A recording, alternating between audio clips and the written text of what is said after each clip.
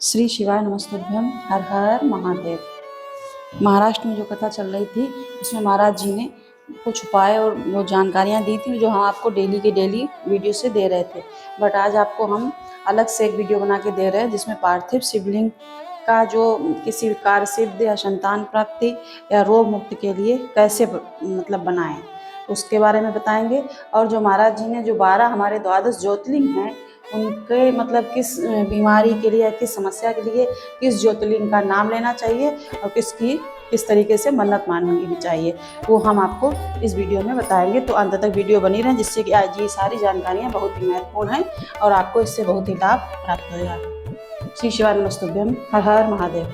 महाराज जी ने कहा पार्थिव बनाने के 3 क्रम। पार्थिव बनाने के 3 क्रम है। शिवलिंग का जो निर्माण करा जाता है उसके 3 रोग की मुक्ति के लिए अगर पार्थिव बनाया जाता है तो उस मिट्टी में थोड़ा सा जल और थोड़ी सी दवा का पानी उस मिट्टी के अंदर डाला जाता है। अगर कोई बीमारी है, कोई बीमारी नहीं जा रही है, पार्थिव के 3 क्रम अगर कोई बीमारी नहीं जा रही है और तो आप पार्थिव शिवलिंग अगर बनाते हो, मिट्टी का शिवलिंग बनाकर पूजन करते हो तो उसमें जल में, मिट्टी में और दूर्वा जो होती है ना, उसको गणेश जी को चढ़ती है दूर्वा, उसको पानी में डालकर उस पानी को मिट्टी में मिलाकर फिर पार्थिव बनाया जाता है रोग मुक्ति के लिए। क्या करना है आपको, मिट्टी ली आपने, जो भी मिट्टी आपके पास हो, गमले की हो या अच्छी मिट्टी हो या मुल्तानी मिट्टी, जिससे भी आप पार्थिव शिवलिंग का निर्माण करना चाहें मिट्टी लीजिए। उसके बाद पानी में थोड़ी सी दवा और एक दूर्वा डाल के उस पानी से आपको पार्थिव बनाया जाता है जो कि रोग मुक्ति के लिए होता है। दूसरा, जिसको संतान नहीं, पुत्र की प्राप्ति नहीं, संतान की प्राप्ति नहीं है, गोदी में औलाद नहीं है, कोई बच्चा नहीं है, सालों हो गए हैं, पार्थिव रोज बनाती हो तो उस मिट्टी में अगर थोड़ा सा आधी चम्मच 1 चम्मच गाय का दूध मिलाकर फिर पार्थिव लिंग का निर्माण करें पानी के साथ मिलाकर, तो उसके घर में जो दूध पार्थिव में डालने से पूत जरूर आता है, निश्चित है। पूत की प्राप्ति पार्थिव में मिट्टी के अंदर अगर आधी चम्मच भी गाय का दूध डाला, पानी डाला और पार्थिव शिवलिंग का निर्माण करा, जिसकी औलाद नहीं है वो पार्थिव अगर बना रहा है, पार्थिव का निर्माण कर रहा है, उसका नियम है कि हर प्रदोष को, सोमवार को या फिर सोमवार की अष्टमी को या कभी न कभी उसका मन करता है तो पार्थिव लिंग का निर्माण करता है और पूत नहीं है तो दूध का प्रयोग करें। दूध अगर पार्थिव में मिट्टी में डाला जाए आधी चम्मच, 1 चम्मच और पानी के साथ मिलाकर जब पार्थिव शिवलिंग का पूजन करते हैं, उसको बनाकर पार्थिव बनाने के बाद जब उसका पूजन करते हैं तो वो दूध हमारे घर में पूत जरूर देता है। पहले नंबर पर है दुर्वा का जल, रोग निवारण के लिए हो जाता है पार्थिव में। दूसरा वर्ण है दूध का जल जो संतान प्राप्ति के लिए। तीसरा नंबर, पार्थिव अगर निर्माण कर रहे हो तो कोई लक्ष्य है, मेरा ये काम ये पूरा नहीं हो रहा है, बहुत दिन से अटक रहा है, बाबा पूरा करना, तो पार्थिव में चंदन को घिसकर उसका थोड़ा सा भाग पानी में मिट्टी में डालकर फिर पार्थिव का निर्माण करा जाता है, पूजन करी जाती है। तो जो तुम्हारा लक्ष्य है उस लक्ष्य तक बाबा तुम्हें पहुंचा कर ही रहते हैं। पार्थिव निर्माण के कुछ क्रम हैं। पार्थिव कैसे बनाया जाता है तो किस कार्य के लिए बनाया जाता है। कई बेटियां ऐसी हैं, महाराज जी कह रहे थे कि गुरुजी 32 साल की हो गई, शादी नहीं हो रही, गुरुजी लड़का 38 साल का हो गया, शादी नहीं हो रही, 28 साल का हो गया, शादी नहीं हो रही, तो भाई पार्थिव बना रहे हो ना, उसमें थोड़ा सा गाय का घी, अब ये शादी के लिए, अगर आपके बहुत दिन हो गए शादी नहीं हो रही तो थोड़ा सा गाय का घी उस मिट्टी में थोड़ा सा 2 बूंद भी डालोगे तो बहुत है, और पानी से मसल कर फिर उसका निर्माण कर फिर पार्थिव की पूजन करिए। ऐसे भी नहीं होगा, भोले बाबा शादी करा के ही मानेगा, पार्थिव बनाने का नियम है। ऐसा नहीं है कि केवल पानी में मिट्टी को घोल लिया और पार्थिव लिंग का निर्माण कर लिया। हम 1.25 लाख बना रहे हैं, हम 2 लाख बना रहे हैं, हम 5 लाख बना रहे हैं, हम 1 करोड़ बना रहे हैं, 20 करोड़ बना रहे हैं, बनाओ, मना नहीं महाराज जी ने कहा, पर पार्थिव बनाने के भी अलग अलग नियम है, कौन सी चीज़ के लिए किस चीज़ के लिए पार्थिव बनाएं। अब आपने समझ लिया होगा, बीमारी के लिए पानी में दूर्वा और थोड़ी सी दवा एक थोड़ी सी डाल के उस पानी से मिट्टी गूंथ के फिर पार्थिव शिवलिंग बनाएं। अगर आपका कोई काम अटका हुआ नहीं हो रहा है तो उसके लिए चंदन घिस के हम आपको दिखा देंगे। ये ऐसा आता है चंदन लकड़ी का, जो हम तो जहाँ रहते हैं हमारे यहाँ चंदन बहुत है, तो हम खरीद लेते हैं, लेकिन आपको मिल जाए तो अच्छी बात है। अच्छा, हमने देखा मार्केट में जो होता है, जबकि चंदन आप लोग भी जानते होंगे कि बहुत महंगा है, लेकिन हम देखते हैं 20 रुपए का। जैसे अभी हम ऋषिकेश गए थे तो वहाँ 20-20 रुपए के चंदन के मिल रहे थे, जबकि चंदन इतना सस्ता नहीं मिलता है। चंदन एक घिसने वाला कम से कम 500-800 से नीचा नहीं आता है। चंदन बहुत महंगा है। आम की, नीम की लकड़ी तो मिलती नहीं 20 रुपए में है, तो आप चंदन लेकर के उसको थोड़ा सा घिस के और उसमें डाल दीजिए, और फिर उस मिट्टी से बनाइए तो जो आपका अटका हुआ कार्य है वो पूर्ण हो जाएगा। अगर आपकी संतान नहीं हो रही तो दूध, 1 चम्मच दूध ही पानी में मिलाकर मिट्टी में डालकर उससे आप पार्थिव शिवलिंग का निर्माण कीजिए और उसकी पूजा कीजिए। तो आपका जो अगर बच्चा नहीं हो रहा है तो आपको पुत्र की प्राप्ति होगी। अगर आपका विवाह नहीं हो रहा है तो आप घी को मिट्टी में थोड़ा सा घी डाल दीजिए, ज़रा सा, तो मिक्स हो जाएगा। उसको मिला करके उससे शिवलिंग बना करके, पार्थिव शिवलिंग बना करके उसकी पूजा कीजिए तो आपको पुत्र की प्राप्ति होगी।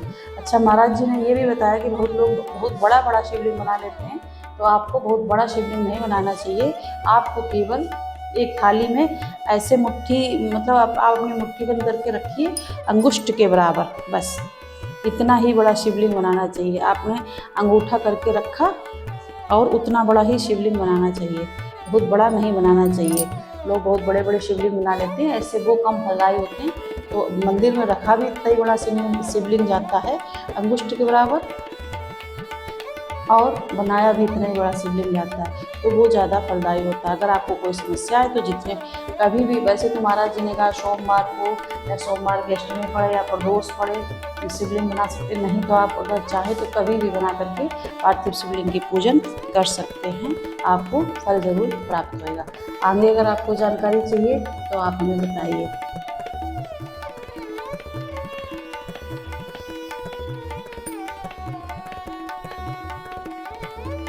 महाराज जी ने 12 ज्योतिर्लिंग के नाम लेते हुए उनका कैसे, मतलब कब नाम लिया जाए उसके बारे में वर्णन किया। साथ ही गुरु जी ने भी बताया कि यदि आप 1 लोटा जल भी महादेव के नाम से अर्पित करेंगे तो जो आपकी परेशानियाँ, तकलीफ है या जो भी आपके रास्ते में चीज़ें आ रही हैं वो भी सब दूर होना शुरू हो जाएंगी। जैसे यदि बच्चे बीमार हों, दुखी रहते हों, तो आपको घृष्णेश्वर महादेव को याद करना है और घृष्णेश्वर महादेव के नाम से 1 लोटा जल चढ़ाना शुरू करो। जलाधारी से जल जो आ रहा है बच्चे को आचमन कराओ। वही यदि जीवन में बहुत ज़्यादा कष्ट चल रहे हैं, दुख हैं, तो हमारे महाकाल बाबा को याद करो। महाकाल बाबा को एकांत में बैठकर याद करो, उनकी भस्म आरती याद करो। उनकी जो आरती होती है, हम कई, मतलब महाराज जी ने कहा वीडियोज़ में देखते हैं कि यूट्यूब पे भी देखते हैं, उनका स्मरण करो, उनको देखो, उनके दर्शन करो। और इसके बाद एक कला जल जब आप चढ़ाने जाओ, 1 लोटा जल जब आप चढ़ाने जाओ तो वही महाकाल बाबा को मन में याद करते हुए, मन में स्मरण करते हुए 1 लोटा जल बाबा को चढ़ाओ कि मैं महाकाल बाबा पे ही जल अर्पित कर रही हूँ। ऐसा मन में भाव करो, फिर जल चढ़ाओ। कैसे नहीं आपके जीवन के कष्ट और दुख तकलीफ दूर नहीं होंगे।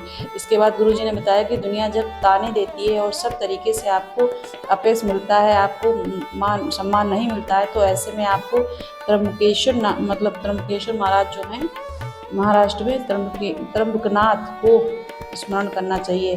त्र्यंबकेश्वर बाबा को आपको स्मरण करना चाहिए। और 1 लोटा जल, जब ज़्यादा आपको अपकीर्ति हो रही है तो 1 लोटा जल त्र्यंबकनाथ के नाम से आपको चढ़ाना शुरू करना है। वही गुरु जी ने बताया कि बैल मुझे मार, रोज़ कोई ना कोई परेशानी आ रही है, कुछ ना कुछ हो ही रहा है, जीवन में ख़त्म ही नहीं हो रही है परेशानियाँ, तो आपको भीमा शंकर को याद करना चाहिए। भीमा शंकर जो ज्योतिर्लिंग है, इनका स्मरण करना है और 1 लोटा जल भीमा शंकर महादेव के नाम से चढ़ाना शुरू कर दो।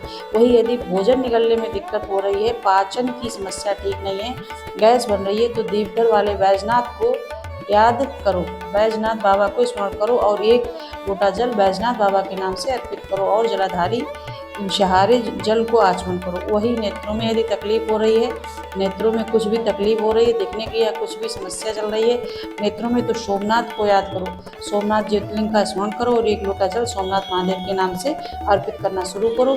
वहीं यदि घाव हो गया है और वो घाव भरने का नाम ही नहीं ले रहा है, तो केदारनाथ महादेव को याद करो, 1 लोटा जल केदारनाथ महादेव के नाम से अर्पित करो।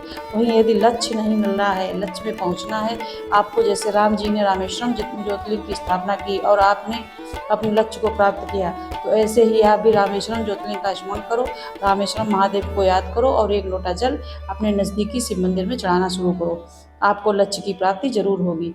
बढ़ते हैं अगली 10वीं जानकारी की ओर। आज महाराज जी ने ये भी बताया है कि अगर आप बहुत मेहनत कर रहे हैं, बहुत परेशान हैं और आपका काम नहीं हो पा रहा है, तो आप परीक्षा देने जा रहे हैं, इस टाइम परीक्षा बहुत चल रही है बच्चों की, जेई नीट और बोर्ड एग्जाम वगैरह वगैरह, तो आप मेहनत जितनी करते हो उससे दोगुना और ज़्यादा मेहनत करो और बेलपत्र की बीज वाली पत्ती पे शहद लगाकर महादेव पर चिपका करके जाइए। आपकी जो समस्या है वो ज़रूर सॉल्व होगी और कि आप परीक्षा में बहुत अच्छे नंबरों से पास होंगे और भोले बाबा आपकी सभी मनोकामनाएं पूर्ण करेंगे। अगर आपके पुत्र प्राप्ति नहीं हो रही है तो आप महाराज जी कह रहे थे एक बार कोपेश्वर धाम जरूर आइए और कंकर शंकर की पूजन कीजिए, कंकर घर ले जाइए और उसकी पूजन कीजिए। कोपेश्वर महादेव आपको पुत्र रत्न की प्राप्ति करेंगे। अगर आप यहाँ नहीं आ सकते हैं तो आप घर में ही सफ़ेद आंकड़े की जड़ वाला प्रयोग कीजिए और उसको एक बार कीजिए, 2 बार कीजिए, 4 बार कीजिए, भोले बाबा आपकी मनोकामना जरूर पूर्ण करेंगे। और जो बेलपत्र होती है तो इसमें जो पीछे वाली नहीं लकड़ी जैसी निकली होती है, तीनों बेलपत्र के पीछे, वैसे भी उसको तोड़ के ही जहाँ से जुड़ी होती है उसके नीचे डंड होती है, उसको तोड़ के ही चढ़ाया जाता है। तो वो बेलपत्र की डंडी तोड़ के अशोक सुंदरी वाले स्थान पर चढ़ाइए और भोले बाबा पर जल अर्पित कीजिए। बाद में उसको खाकर पति पत्नी दोनों लोग चबा चबा के खा ले तो उससे भी आपको लाभ प्राप्त होगा। ये महाराज जी ने कुछ उपाय आज बताए थे जो हमने आपको बताए थे। और हम जो गीता प्रेस की शिव महापुराण है उसका हमने एक सीरीज शुरू की है कि एक अध्याय डेली आपको सुनाएंगे।